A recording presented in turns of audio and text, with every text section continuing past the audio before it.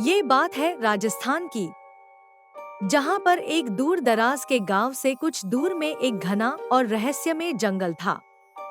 इस जंगल में गांव के लोग या आस पास के लोग जाने से कतराते थे, क्योंकि वहाँ के पेड़ पौधे, जीव जंतु और हवा तक में एक अदृश्य भय समाया हुआ था। इस जंगल के बीचों बीच एक पुराना और टूटा फूटा हुआ मकान था। लोग कहते थे कि वहाँ एक डायन रहती थी जिसका नाम था वृंदा। वृंदा के बारे में कई कहानियां प्रचलित थी। कहा जाता था कि वह बहुत समय पहले इस गांव की सबसे सुंदर और बुद्धिमान युवती थी। उसकी सुंदरता और गुणों के कारण गांव के कई युवा उसके प्रेम में पड़ गए थे। लेकिन वृंदा का दिल एक साधारण युवक राघव के लिए धड़कता था। राघव और वृंदा के बीच प्रेम संबंधों की बातें जब गांव वालों तक पहुंची तो लोगों ने ईर्ष्या के कारण राघव को गांव से बाहर निकाल दिया। राघव फिर भी चोरी चोरी से वृंदा से मिलने आया करता था। गांव वालों को जब इस बात की जानकारी हुई तो सबने मिलकर राघव को जान से मारने की तरकीब बनाई। कई दिन बीत गए और राघव का कोई पता नहीं चल रहा था। एक रात वृंदा सबसे चोरी छुप के जंगल की ओर जा रही थी। उसे पता नहीं था कि गांव के लोग उसका पीछा कर रहे हैं, और एक जगह जाकर वह रुक गई। उसके कुछ दूर पीछे ही गांव वाले भी छुपकर देख रहे थे। कुछ देर बीत गए और राघव वहां आया। गांव वालों ने जैसे ही राघव को देखा तो अचानक से सब भागते हुए गए और राघव तथा वृंदा को घेर लिया। सबने मिलकर राघव को बहुत मारा और वह जब गिर के बेहोशी के हालत में हो गया तो क्रोध में हुए गांव के लोग बिना कुछ सोचे समझे राघव को आग लगा दिया और वह जलकर मर गया। वृंदा वहीं चिल्लाती रह गई, लेकिन किसी ने कोई दया नहीं आई, बल्कि लोगों ने उसे भी मार पीट कर घायल कर दिया और उसे चेतावनी दिया कि अब से तुम गांव में नहीं आओगी, नहीं तो तुम्हारा भी यही हाल होगा।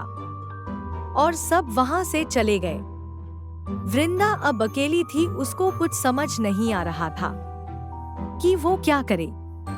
वृंदा का दिल टूटा हुआ था और वह प्रतिशोध की आग में जलने लगी और उसी जंगल में भटकने लगी। लेकिन वह बार बार उसी जगह जहां पर राघव मरा था आ जाती थी और राघव को याद करती थी।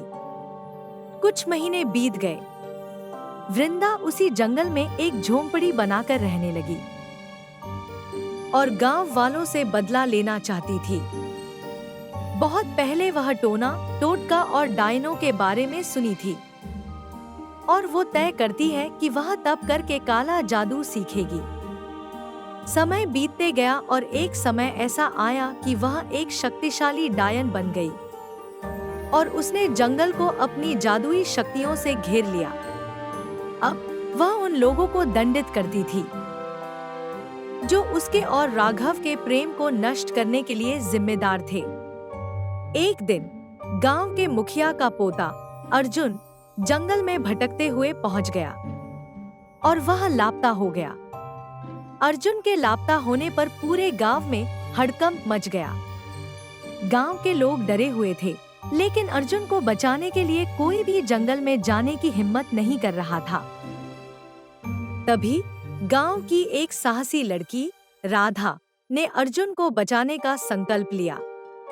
राधा ने गांव वालों से कहा कि अगर वह वापस नहीं आई तो उसे भी उसी भाग्य का सामना करना पड़ेगा जो अर्जुन का हुआ है।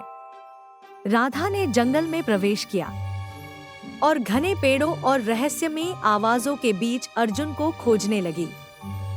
वह जानती थी कि उसे डायन वृंदा से सामना करना होगा। राधा ने अपने दिल में साहस और विश्वास को कायम रखा और अंततः वह उस पुराने मकान तक पहुंची जहां वृंदा रहती थी। वृंदा ने राधा को देखकर कहा, तुम्हारी हिम्मत की मैं दाद देती हूँ, लड़की। क्या तुम्हें पता है कि तुम किसके पास आई हो? राधा ने अपनी दृढ़ आवाज में जवाब दिया, मुझे पता है कि आप एक शक्तिशाली डायन हैं, लेकिन मैं अर्जुन को बचाने आई हूँ। वृंदा ने हंसते हुए कहा, अर्जुन यही है, लेकिन उसे बचाना इतना आसान नहीं है। इसके लिए तुम्हें मेरी एक शर्त माननी होगी। राधा ने पूछा, क्या शर्त है? वृंदा ने कहा, तुम्हें पता है कि मेरे साथ क्या हुआ है और मैं ऐसी क्यों हो गई हूँ। अगर तुम मेरी पीड़ा को समझ सकोगी तो मैं अर्जुन को मुक्त कर दूंगी। राधा ने कहा, मैंने जो कुछ भी तुम्हारे बारे में सुना है उससे मुझे यही लगता है कि तुम्हारे साथ गलत हुआ है, लेकिन इसका ये मतलब नहीं है कि तुम इसकी सजा किसी बेकसूर को भी दो। तुम्हारे साथ जिन लोगों ने गलत किया था तुमने सभी को सजा दे दिया है। अब बस करो, खत्म कर दो ये सब और मेरे साथ गांव में वापस चलो और वहां पहले की तरह रहो जैसे रहा करती थी। वृंदा भी सोचती है कि वो अब थक गई है ये सब करके और उसने अपना बदला भी ले चुकी है। राधा ने देखा कि वृंदा जैसे कहीं खो गई हो। राधा ने सोचा कि इसको सही रास्ते पर लाया जा सकता है, बस इसे किसी के सहारे की जरूरत है। और राधा तय करती है कि वृंदा को विश्वास दिलाने के लिए उसे कुछ समय वृंदा के साथ बिताना पड़ेगा, और वह ऐसा ही करती है। कुछ समय बीताने के बाद राधा को लगने लगा कि वो कामयाब हो गई है, और वृंदा कुछ सोचने के बाद बोलती है, मैं तुम्हारी सच्चाई और साहस को देखकर अर्जुन को मुक्त कर रही हूँ। और कहा, तुम्हारे जैसे लोग ही इस दुनिया को बदल सकते हैं। जाओ, अर्जुन को लेकर अपने गांव वापस जाओ और वहां के लोगों को सिखाओ कि प्रेम और न्याय का महत्व क्या होता है।